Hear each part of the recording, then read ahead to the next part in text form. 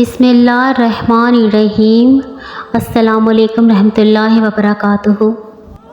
جس وقت بلایا گیا طبیب کو تو طبیب نے کہا کہ یہ تو زہر ہے اور زہر جان بوجھ کر لگایا گیا ہے۔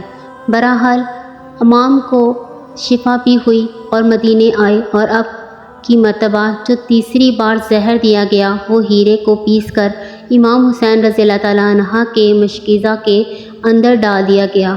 امام حسین رضی اللہ تعالیٰ عنہ 27 صفر کی رات سوئے ہوئے اچانک نیند سے بیدار ہوئے۔ حضرت زینب رضی اللہ تعالیٰ عنہ عبادت میں مصروف تھیں۔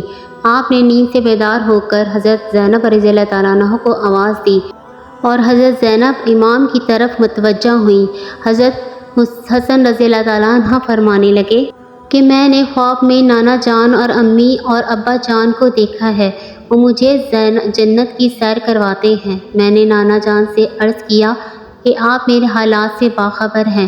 مجھے تمانچے پر لگائے گئے، میرے پیروں تلے سے مسلح کھینچا گیا، کتنا ستایا گیا۔ میرے سامنے اس وقت مدینے میں میرے والدین کو گالی دی جاتی ہے۔ یا رسول اللہ صلی اللہ علیہ وآلہ وسلم، میں اس دور سے گزر رہا ہوں۔ آقا نے فرمایا کہ صبر کرو، تم بہت جلد ہم سے آ کر ملنے والے ہو۔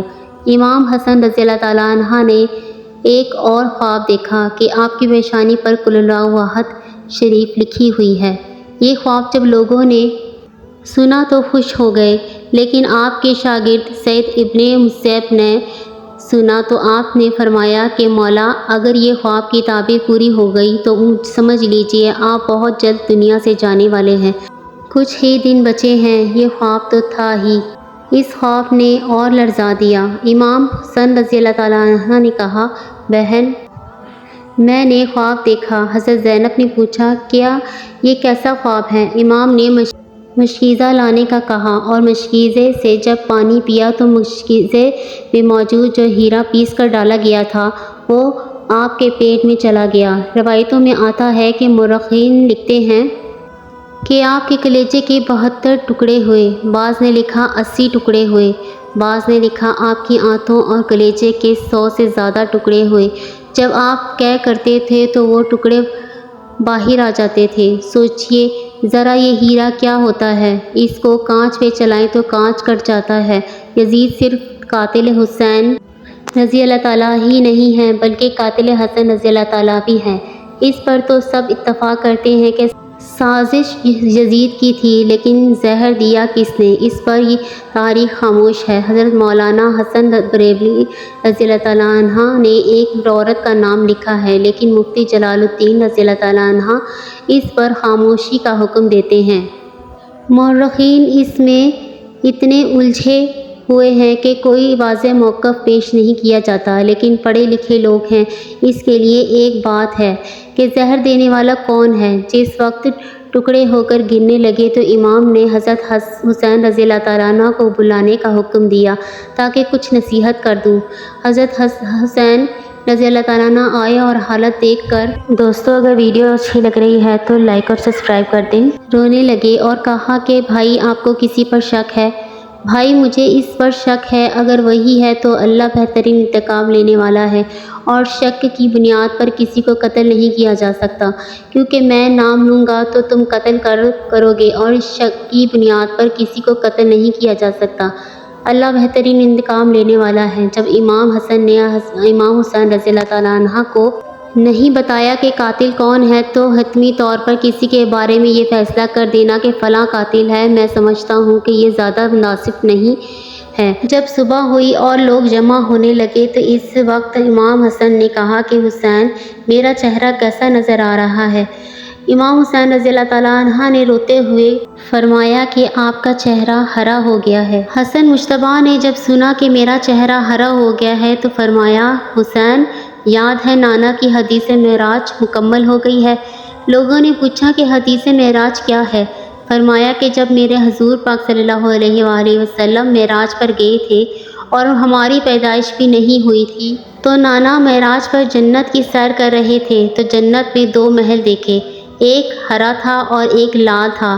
اس وقت رضوان جنت نے کہا کہ یا رسول اللہ صلی اللہ علیہ وآلہ وسلم، جاتے جاتے اپنے شہزادوں کے محل بھی دیکھتے جائیں۔ جن سے پوری جنت کا حسن دوبالا ہوتا ہے۔ حضور پاک صلی اللہ علیہ وآلہ وسلم نے فرمایا کہ یہ ہرا کس کا ہے اور لال کس کا ہے؟ رضوان جنت نے کہا کہ ہرا حسن رضی اللہ تعالیٰ عنہ کا ہے اور لال امام حسین رضی اللہ تعالیٰ عنہ کا۔ میرے پیارے نبی پاک صلی اللہ علیہ وآلہ وسلم نے پوچھا کہ رضوان یہ تو بتاؤ کہ حسن کا ہرا کیوں اور حسین کا لال کیوں؟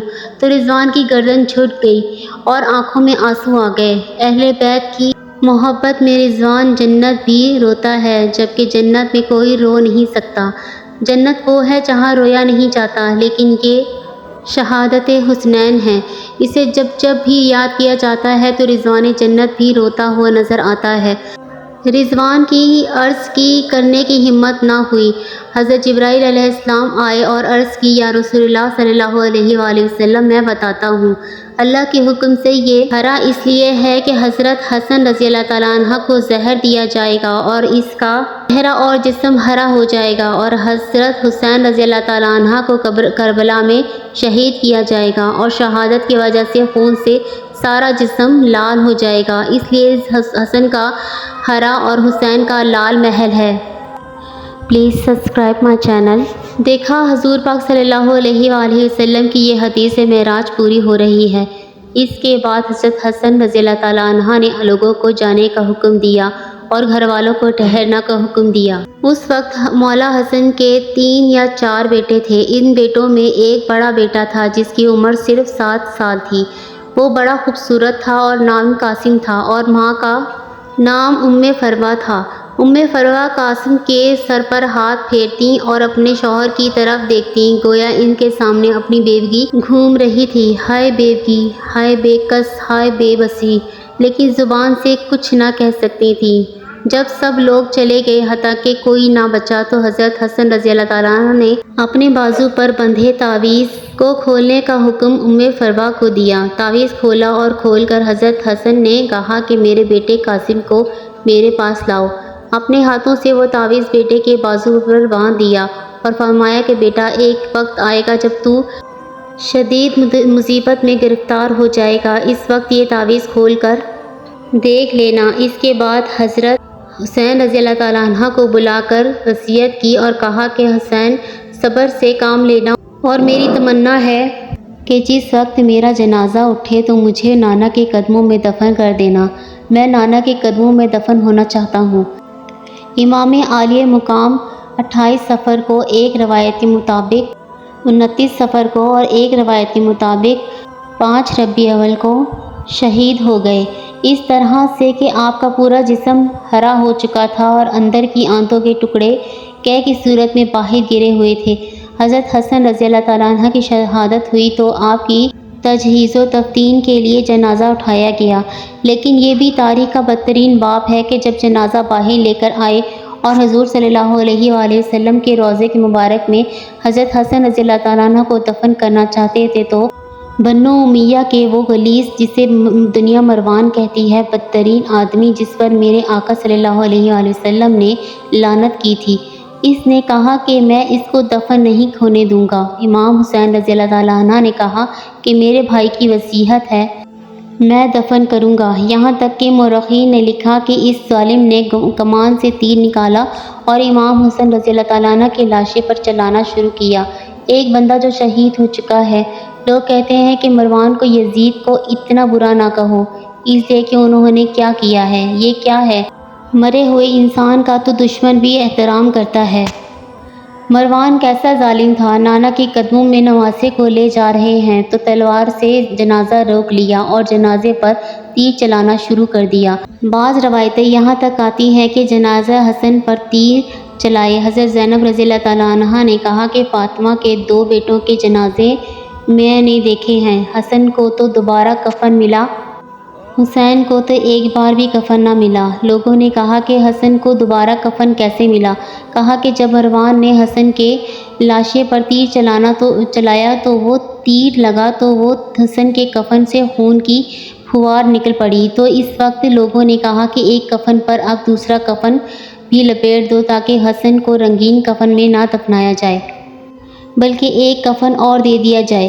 یہ بھی حضرت حسن رضی اللہ تعالیٰ عنہ کی کرامات ہے کہ وصال کے بعد بھی تیر لگا تو آپ کے جسم سے خون نکلا۔ کسی نے امام حسین رضی اللہ تعالیٰ عنہ سے کہا کہ شہزادہ حسن رضی اللہ تعالیٰ عنہ کی یہ وصیت تھی کہ مجھے حضور صلی اللہ علیہ وسلم کے قدموں میں دفن کریں، لیکن انہوں نے یہ بھی تو کہا تھا کہ اگر مروان آڑے آئے تو مجھے امی جان کے قدموں میں دفن کر دینا۔